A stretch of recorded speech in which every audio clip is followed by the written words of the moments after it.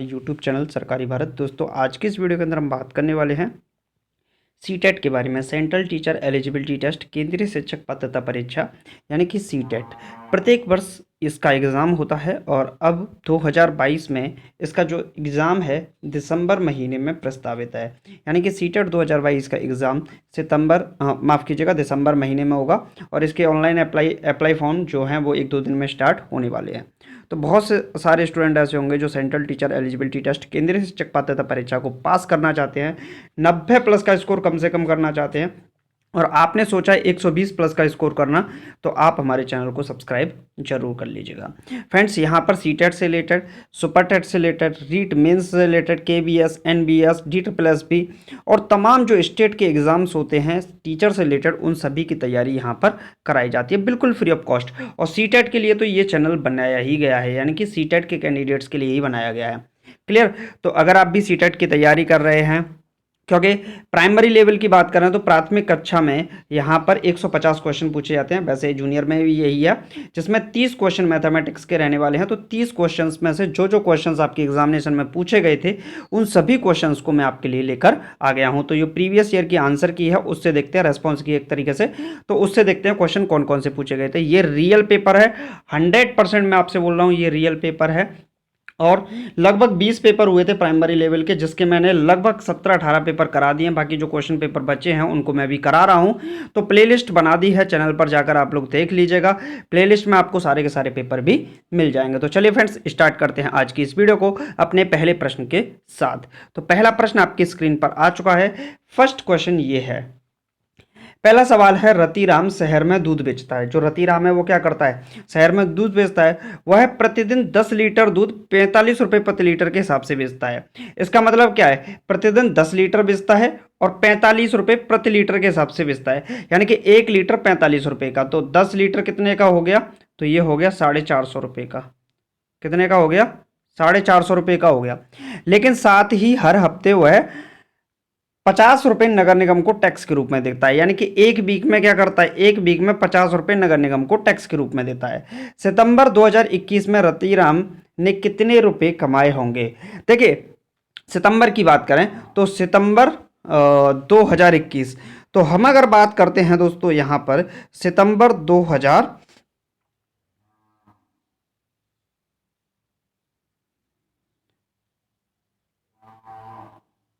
चलिए, तो यहाँ पर अगर हम बात करते हैं सितंबर 2021 की, तो यहाँ पर जो सितंबर का महीना है वो कितने दिन का होता है, लगभग 31 दिन का होता है।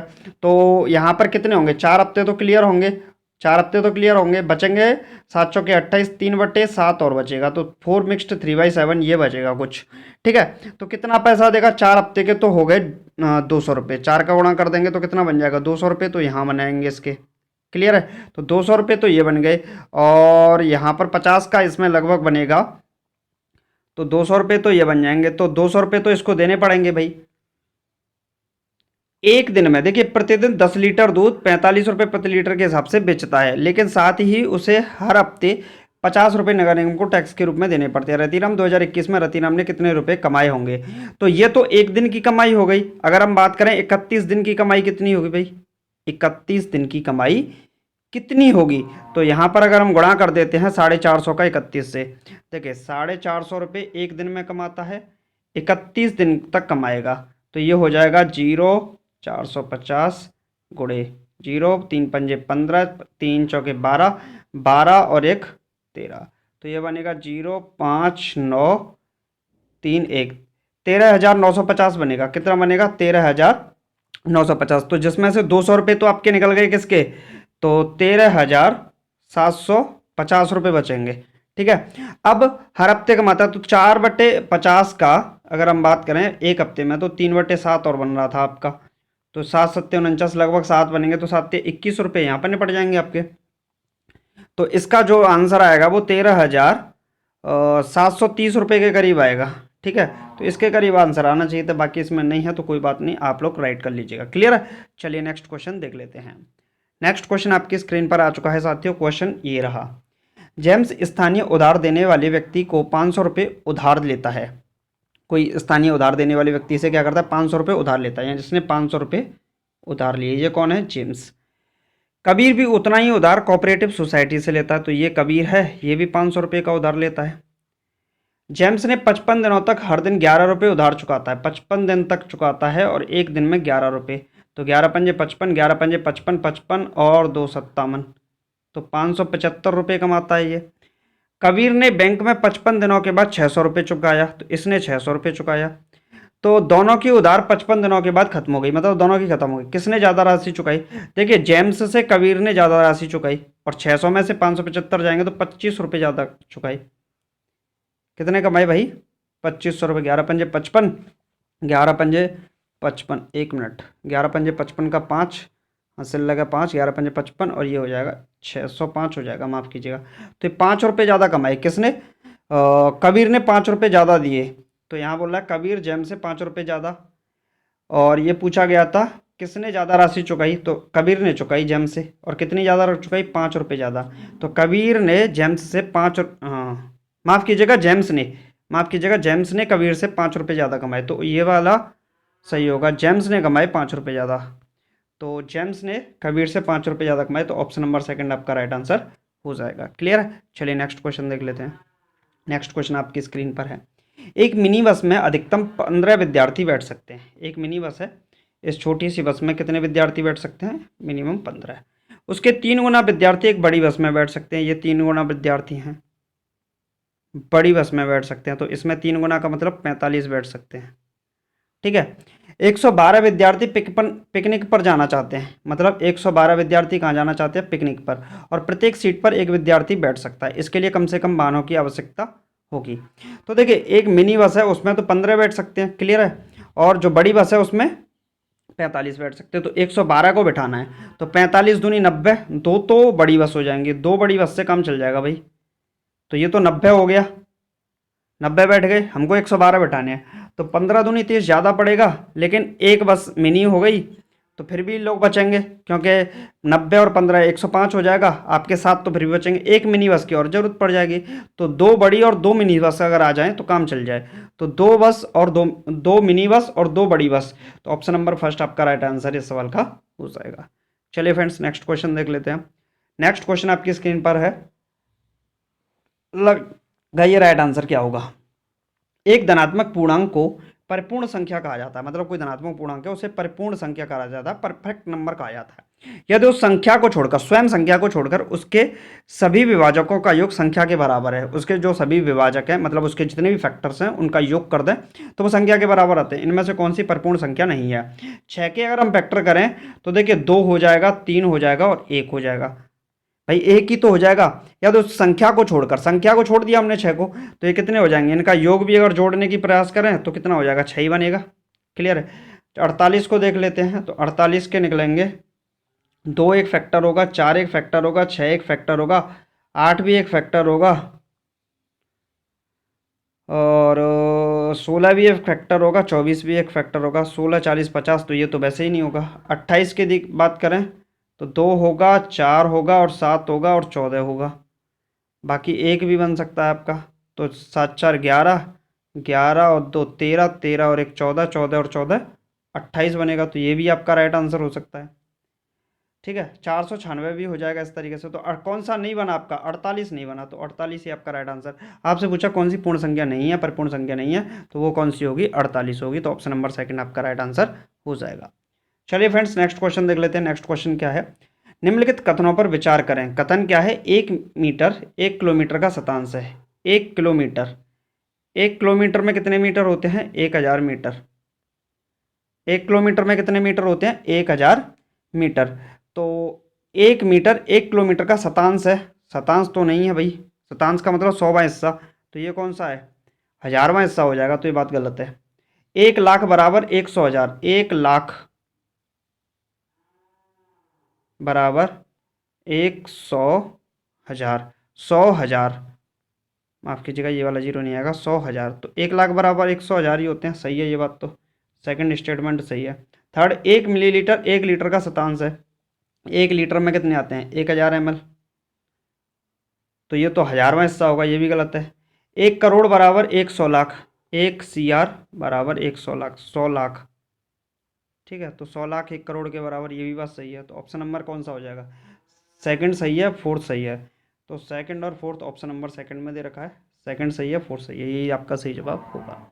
चलिए फ्रेंड्स, नेक्स्ट क्वेश्चन देख लेते हैं। नेक्स्ट क्वेश्चन है, मैं 5 अंकों की संख्या हूँ जो 5 से विभाजित हो जाती हूँ लेकिन 10 से नहीं होती। तो 5 से विभाजित होती हूँ, 10 से नहीं होती, ऐसी सभी संख्या हैं जो 5 से विभाजित होंगी, 10 से विभाजित नहीं होंगी। क्लियर है? चलिए, ऐसी सभी संख्याएं हैं। इसके बाद मैं 5 अंकों की संख्या हूँ जो 5 से विभाजित, 5 से सभी विभाजित हो रही हैं। 5 अंकों की संख्या हूँ 1 2 3 4 5। चलिए कॉमा लगा देते हैं ताकि आपको पता चले। मेरे दहाई और हजार स्थानों के अंक, दहाई दहाई वाला स्थान ये होगा, हजार वाला स्थान ये होगा। दहाई और हजार स्थानों के अंक क्रमशः दूसरी और तीसरी अभाज्य संख्या है। तो पहली अभाज्य संख्या कौन सी होती है? पहली होती है 2, दूसरी होती है 3 और तीसरी होती है 5। तो दूसरी और तीसरी अभाज्य संख्या है दहाई और इकाई। तो दहाई वाला क्या हो जाएगा? 2, हम माफ कीजिएगा 3, और हजार वाला क्या होगा? 5। क्लियर है? सैकड़े का अंक एक सम अभाज्य संख्या है। सैकड़े वाला ये वाला होगा, क्या है? एक सम अभाज्य संख्या। और 10,000 समअभाज्य संख्या है, और 10,000 स्थान का अंक उसका आधा है। तो अगर ये मान लीजिए कोई भी नंबर है तो इसका आधा ये होगा। चलिए चेक करते हैं। सबसे पहले तो दहाई का अंक 3 होना चाहिए, ये गलत है, ये भी गलत है, यही ठीक है। बात तो यहीं ख़त्म हो गई, आपको जुगाड़ लगाने की जरूरत ही नहीं है। तो ऑप्शन नंबर थर्ड आपका राइट आंसर है। चलिए नेक्स्ट क्वेश्चन, इनमें से कौन सी भिन्नों को जोड़ने पर एक मिलेगा? कौन सी को जोड़ें भाई एक मिलेगा? तो इन सभी को जोड़ने पर, तो इनका एलसीएम देख लेते हैं कितना आएगा। 16, 8 दूनी 3 दूनी 6, प्लस 16 का 16 4, 4 चौके 16 4, 8 दूनी 16 2। तो ये कितना होगा? 6 4 10 और 6 16, 16/16, एक ही आ रहा है भाई। तो ऑप्शन नंबर फर्स्ट ही आपका राइट आंसर हो जाएगा। चलिए नेक्स्ट, नेक्स्ट क्वेश्चन आपकी स्क्रीन पर है, निम्नलिखित में से कौन सा सही नहीं है? सही नहीं है ये बताना है। सभी वर्ग आयत होते हैं। वर्ग का मतलब और आयत का मतलब समझ लीजिए। आयत का मतलब आमने सामने के बजाय, चलिए दो बना ही देते हैं।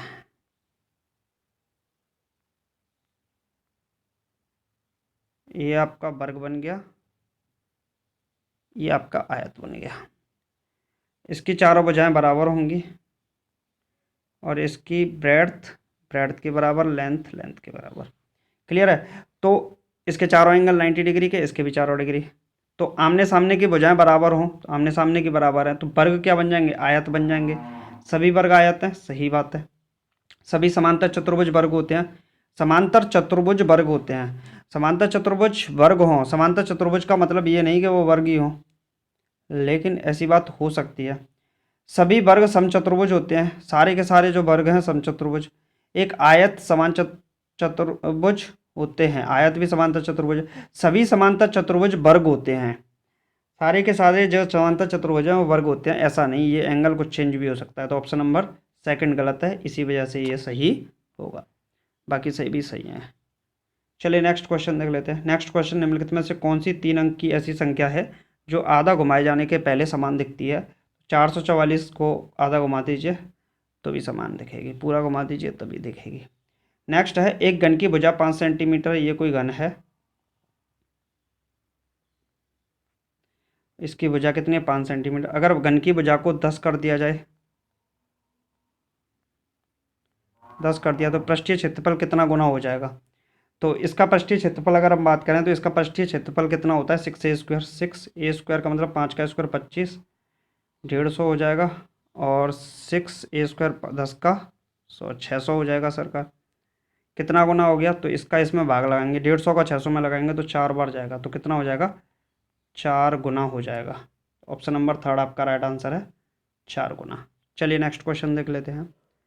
नेक्स्ट क्वेश्चन आपकी स्क्रीन पर है, किसी वर्ग की भुजा 33 सेंटीमीटर है, ये कोई वर्ग है, इसकी भुजा, माफ़ कीजिएगा, 33 सेंटीमीटर है। एक आयत की लंबाई और चौड़ाई वर्ग की भुजा की 2/3 और 1/3 है, ये कोई आयत है। इस आयत की लंबाई 2/3, तो 33 का 2/3 कितना होगा भाई? 2/3, 3 बार 3 दूनी 6, ये 6 हो गया। 1/3 का मतलब 3 से कटेगा तो 11 बार। इनके क्षेत्रफलों में अंतर कितना? तो 33 का स्क्वायर माइनस ये हो जाएगा भाई 11×6 = 66। 33 का स्क्वायर कितना आएगा, तो लगभग लगभग थोड़ा बड़ा आएगा, 900 से ऊपर जा रही है बात, -66 तो 1331 के करीब आएगा। एक बार आप चेक कर लीजिएगा ऑप्शन नंबर थर्ड। वैसे 1331 आना नहीं चाहिए। 33 × 33 कितना होगा भाई, 33×3 = 99, 33×3 = 108 और इसमें से 66 घटा दीजिए तो ये बचेगा 3, कुछ इस तरीके से बचेगा। तो ये राइट आंसर आया, आप लोग चेक करके बताइएगा। चलिए आज की वीडियो में यहीं तक करते हैं, बाकी नेक्स्ट क्वेश्चन अगली वीडियो में देख लेंगे। मिलते हैं नेक्स्ट वीडियो में। चैनल को सब्सक्राइब करना बिल्कुल ना भूलें। Thank you for watching this video.